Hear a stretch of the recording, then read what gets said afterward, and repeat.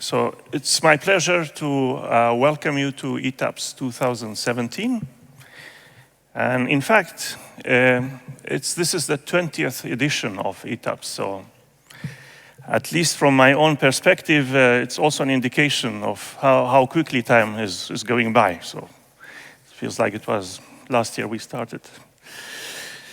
Also surprisingly, this is the first time ETAPS takes place in a Nordic country. So it's perhaps appropriate that it's Uppsala University which have the honor to organize ETAPS this year. Uppsala being the oldest university in the Nordic countries. So yeah, I think it's true. Looking at the program, I think we have an impressive list of invited speakers and tutorials. And also, this year we have a new feature. Namely, we will have a public lecture. And this lecture will be given, in fact, this year by one of the most, I would say, prominent computer scientists in Europe. And this will take place tomorrow afternoon. Also looking at the list of accepted papers, I think we have a rich collection of excellent contributions covering different aspects of software science. So having this in mind, and also the fact that we have more than 500 participants in the conferences and the workshops, I hope and I think we can already look forward to an interesting week here in Uppsala. So in the end, I would just like to say welcome again, and I hope you enjoy your time with us in Uppsala. Thank you. So I think I will now give the floor to Professor Johan Tysk, who's a Vice-Rector at Uppsala University in the area of science and technology. Yeah, please. Thank you.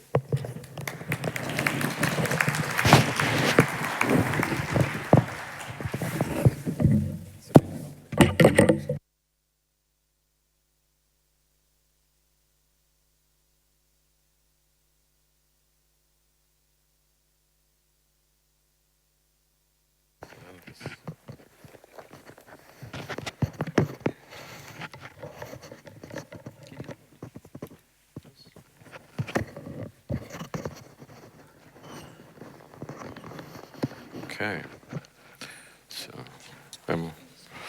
maybe I can have it here. Yes. Okay. Yeah, I think you can hear me. On behalf of the Faculty of Science and Technology, I would like to welcome you to Uppsala. We are very honored to have such a prestigious conference at our university and at our faculty. And I guess you all know, of course, that we're very proud of our IT department. I think we're like 300 employees and 30 professors, and the IT department is the host of several excellence centers, of nationwide excellence centers. I also understand that you're going to be here for quite a few days, maybe 5-6 days. So maybe I can say a few words about what you can find around here, which is connected to the university. Before stepping into this room, of course, you were up here on the 6th floor, and I'm sure you all saw the cathedral.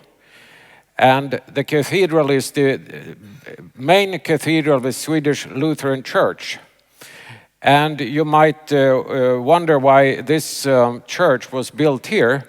And I think the reason is quite simple. It's like 1,000 years ago, Uppsala was the center of the Nordic religion. And the idea is then if you introduce a new religion, you want to put the temple of the new religion on top of the temple of the old religion. So therefore, it was placed here. Now, if you have a big church, this was maybe in the 1200s, after a while you understand that you have to educate the priests. And to get a good education for the priests of the church, the Uppsala University was founded in 1477 by the Pope. So, and Parosh is quite right, it's the oldest university in the Nordic countries. I think it beats the University of Copenhagen by 1 year.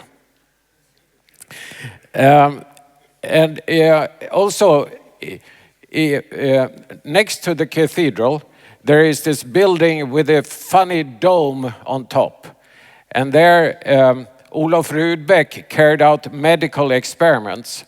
And he is the first, he discovered and described the lymphatic system. This was around 1650. And I think that's the first time you go from sort of educating priests and educating civil servants to have actual real science in Sweden. So I think the birth of science in Sweden is around 1650. It's sort of the first modern scientific result.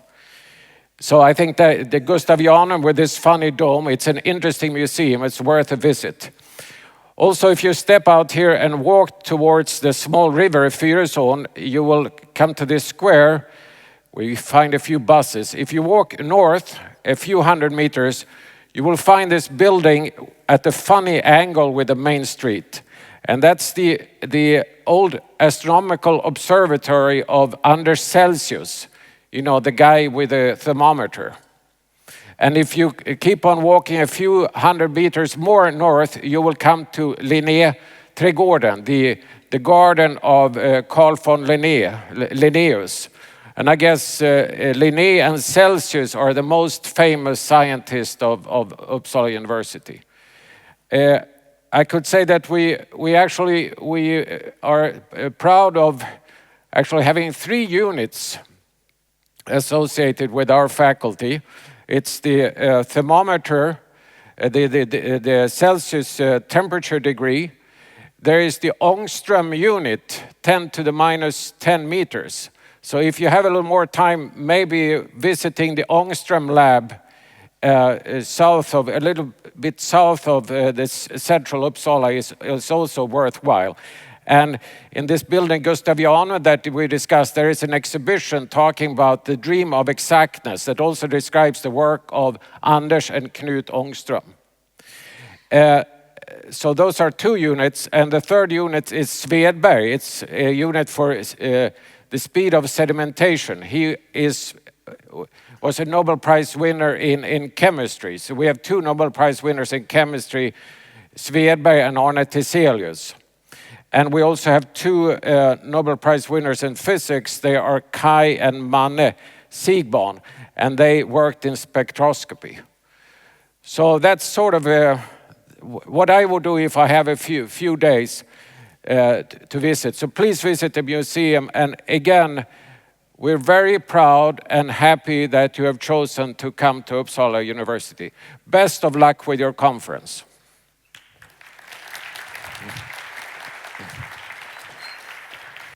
Slides? Okay.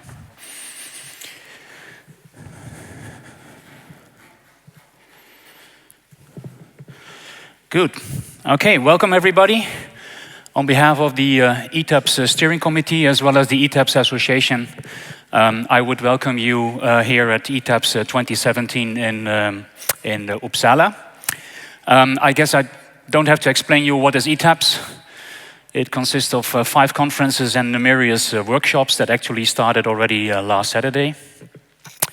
As Parosh was already hinting at, ETAPS was initiated in 1989, and it is run by the steering committee, which has representatives of all the ETAPS conferences. It has an executive board of about 7 people. Every individual conference has its own steering committee, and the selection of all the papers has been made by the individual program committees of all the individual conferences. Parosh was already hinting that it is the 20th edition of ETAPS, and we are very proud to be in Sweden, in Uppsala, this year. Some slide about the submission statistics in the last 10 years of ETAPS. So this is the total amount of submissions, and the green area it gives an indication of the number of accepted papers over all the conferences at ETAPS. And you see this year we have an acceptance ratio of about almost 30%. We got about 500, a little bit more than 530 submissions, and the whole program has 159 papers to be presented during this week. If you look at the individual conferences, so this is a little bit more detailed, you can see that for up to a few years we had also CC, which is up to about 2015, and then CC left ETAPS, so now we are left with those 5 conferences over here. You see that it's relatively stable in the sense that ESOP has about 100, 110 submissions. Phase is about 100, sometimes a little bit above, sometimes a little bit below. Same for FOSAX. TACAS had a bit dip here in 118, but you see that now they swapped the 8 and the 1, which I think is good. And these are the red numbers. It's a new conference, which is about security, which is post, that takes place today and tomorrow. So welcome to Sweden. I mean, I'm over 50 years, and I'm used to think about Sweden like this, right? If you want to basically support Zlatan Ibrahimovic and the Swedish soccer team, then you do something like this. If you enter the country, you see pictures like this, right, with of those brown, red wooden buildings with the flag. This is the castle where we will have dinner, so banquet, on next Wednesday evening. And this is the conference venue where we are actually today. A beautiful building, to my opinion. It's indeed the first country that is taking place in Scandinavia. And then I thought maybe it's the northernmost ETAPS ever. And I was basically myself quite sure that this must be the case, but I had to be very careful because we had ETAPS 2012 in Tallinn, in Estonia, and around here is Uppsala. So this is almost as north, right? So I was really digging into the details. And you see, indeed, it's the northernmost ETAPS ever. It's 59 degrees and 51 minutes. And this is 59 degrees, but only 25 minutes. So it's this slight difference that makes it... sometimes you have to be precise. So it's the northernmost ETAPS ever. Our host, we already have seen the Vice-Rector and the global organizer of this year. It's at Uppsala University, the oldest university in Scandinavia. And we are very proud at ETAPS to be here and to be hosted by this famous university. The organizer that made this all work is Parosh Abdulla. This was a picture I made before organizing this. And I'm very happy that Uppsala University, and in particular Parosh and his crew, took up this big duty to organize ETAPS this year. So we have a great bunch of invited and tutorial speakers. I'm going to say a little bit more about this person in a minute. So the other invited speakers are Joel Oaknin from MPI in Saarbrücken and the University of Oxford in the UK, and he will give an invited talk on Friday morning. There is Dino Di Stefano, Queen Mary University London, as well as Facebook. He will give an invited talk tomorrow morning at 9. There is Michael Ernst, Washington. He will give an invited talk on Thursday. There are 2 tutorial speakers this afternoon, 4:30. Véronique Coitier, she's giving a talk about security this afternoon. And there is Ken McMillan giving an invited tutorial about compositional testing on Thursday afternoon. I think it's a great number of excellent speakers, and I hope you will enjoy it. As already mentioned by Parosh, there is one specific thing during this ETAPS, which is we have a public lecture. That means that the public lecture is financially sponsored also by the city. So it will be a talk which will be open to the entire public, not just for the ETAPS attendance. It's about issues in ethical data management, and in those days with machine learning and big data being booming business, I think this is also important for computer scientists to look at the ethical aspects of data.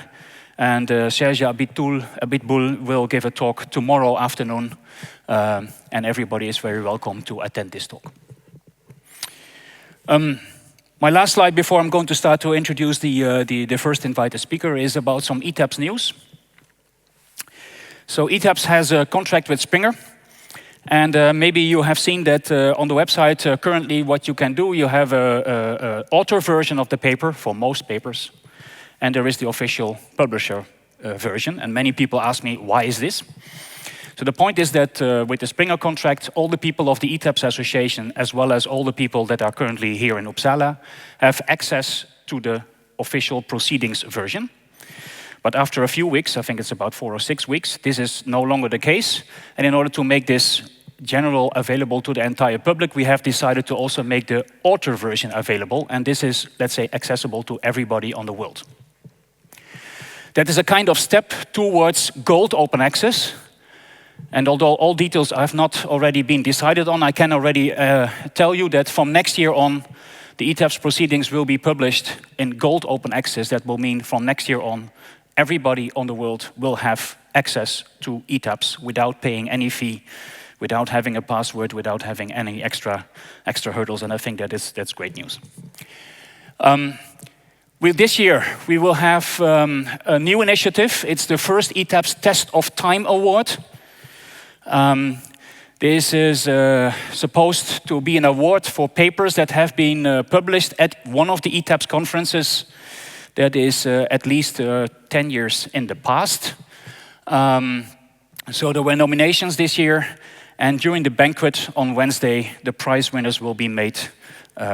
We will announce who will have won the first ETAPS Test of Time Award. There is also a new activity that I would like to put your attention on, that we got together with the EATCS, the European Association of Theoretical Computer Science, as well as ACM, and ACM both SIGLOC, so the association responsible for LICs, and SIGPlan, which is the association responsible for PLDI, POPL, and so on. And we got together and we started a new initiative, which will be a biannual, so every 2 years we will organize a summer school. And the first summer school will take place end of May, beginning of June this year in Portugal. And if you're interested, you can either look at the ETAPS website or go for more details to this website. We have 80 participants this year, so I think this is rather good. The last point, before I will introduce the first speaker, is that I'd like to put your attention to the General Assembly of the ETAPS Association. So what's the ETAPS Association? It's basically the legal body for ETAPS. Okay, so if there are contracts to be signed, this is the ETAPS Association who signs the contracts. If there are bank transfers to be made, it's done by the ETAPS Association. Yeah? That's the legal body behind ETAPS. There is a board of 3 persons, consisting of myself, Holger Hermans, as well as Gerard Lütken. And this board has a duration of 3 years. This is expiring this week, and there will be elections for the new board, and this will take place on Wednesday. And everybody is welcome to come there and cast their vote. It's on Wednesday, 1 o'clock. Yeah. The last point is, if you do not have a member yet of the ETAPS Association, please seriously consider to become a member. It doesn't cost you anything. You get a slight reduction on the registration fee of ETAPS. You may cast your vote, and don't be afraid, you will not be flooded by lots of emails. I think you will get about almost 3-4 emails a year from this, so it's not flooding your box. And how to do this, you just go to this website. Okay, this brings me to the next point. And I would like to introduce the first unifying speaker of ETAPS, Kim Guldstrand Larsen from Aalborg University in Denmark. I think he hardly needs any introduction. So Kim got his PhD from Edinburgh University. Actually, he took his PhD under the supervision of Robin Milner. And then, since many, many years, he is already a full professor at Aalborg University. He is well known for seminal contributions in a wide range of computer science. I just mentioned a few. So if you're interested in probabilistic systems, you know that his famous paper on probabilistic bisimulation is the seminal paper from 1991. If you're interested in timed automata verification, I think it's fair to say that UPAL is the tool on timed automata verification. If you're interested in mu calculus, there are various results of mu calculus which are due to Kim Larsen. If you work on process algebra, you know that he has seminal contributions in concurrency theory and process algebra. And just to check that I don't forget anything, yeah, of course, modal transition systems, I think is also something that is very well known and spread over computer science for many years. Some key indications. He was the first person that organized TACAs in 1995. Right? At that time, it was a small workshop.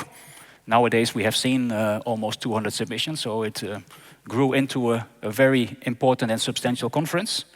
He organized also the third CAF, and in those days, the CAF was just a small workshop.